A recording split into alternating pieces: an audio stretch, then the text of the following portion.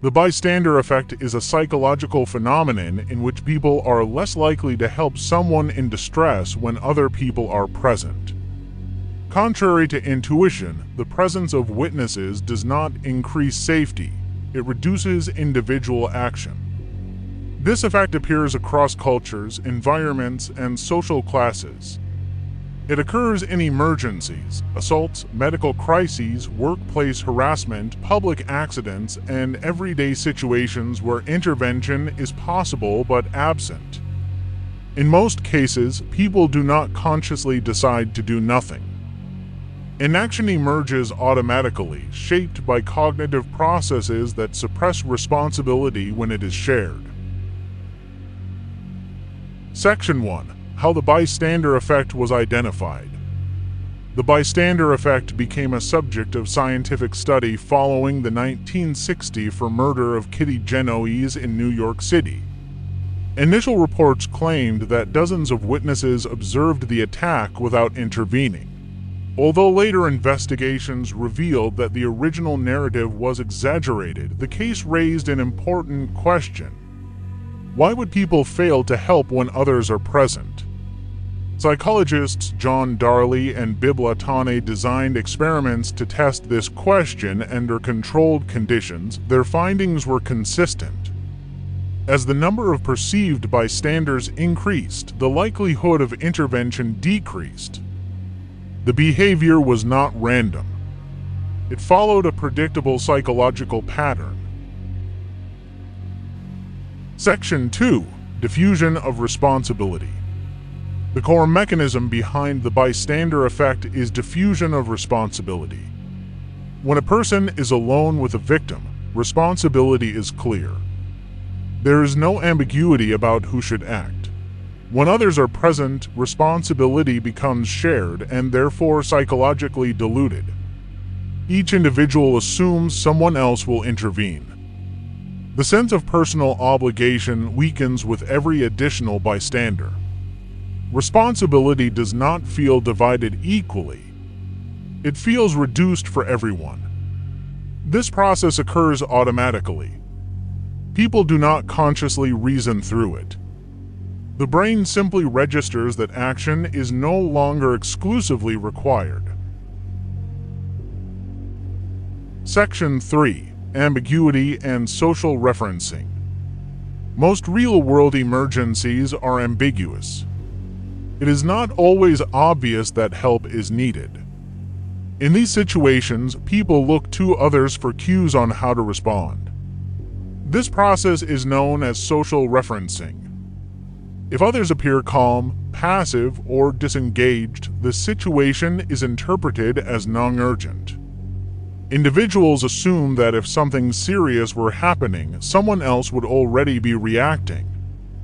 This creates a feedback loop. Everyone waits, everyone observes. No one acts. The absence of response becomes evidence that no response is required. Section 4. Fear of social judgment and evaluation. Public intervention carries social risk.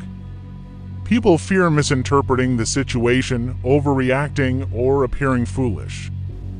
The possibility of embarrassment or public correction discourages action. In group settings, social evaluation becomes a competing priority. Doing nothing feels safer than doing something wrong in front of others. This fear does not require conscious awareness.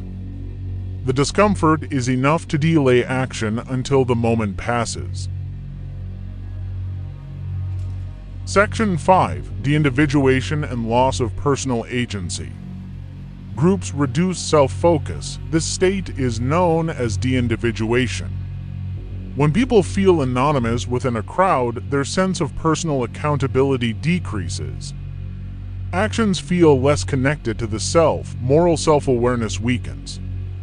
This does not require chaos or emotional arousal. It can occur in ordinary environments such as streets, offices, public transport, or online spaces. When identity blurs, responsibility fades.